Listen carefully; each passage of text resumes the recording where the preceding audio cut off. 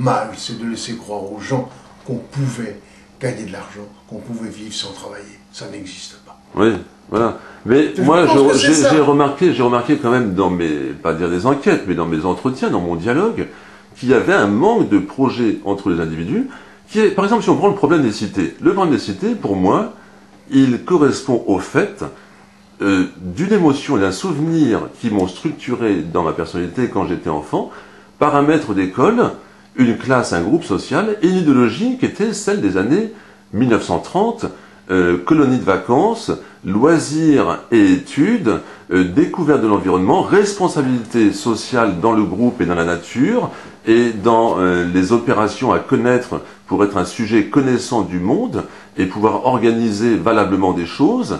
Et donc je crois que les jeunes qui sont dans les cités n'ont pas ça, tout simplement. Ils ont des moules ou des formes d'expression qui sont un petit peu l'objet donné aux pauvres, enfin le ballon sur le terrain de foot, et effectivement ils ont une dynamique sociale très forte avec ça, mais n'ont pas ce raccord humain à l'histoire. Mon père était cheminot. Oui. J'ai vécu toute ma petite enfance et toute mon adolescence jusqu'à ce que je trouve moi-même un emploi dans le sud économique, dans des cités.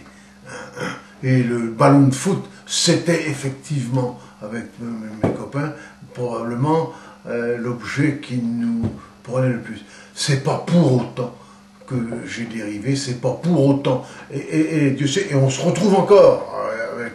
Oui, mais vous étiez raccordé à une histoire. Vous n'étiez pas dans l'histoire d'un ghetto, d'une communauté seulement. Vous aviez une ouverture sur toute la France grâce à l'implantation de l'école. On a suivi.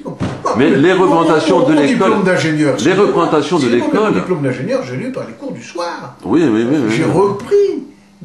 J'ai repris. J'ai repris moi-même les cours du soir. Et ben oui, ça m'a obligé de faire un certain nombre de sacrifices, entre guillemets, sur les loisirs, pour pouvoir me mettre à niveau. Et l'une des plus belles récompenses que j'ai eues, c'est que mon père a pleuré le jour où il a su que je sortais majeur de promotion ouvrière. C'est tout. Donc, j'ai connu un professeur qui disait le contraire. Son père était venu voir... Je crois que chaque individu a son histoire et qu'on ne peut pas pilonner sans cesse la société. On a certes tous commis des erreurs, moi le premier, mais...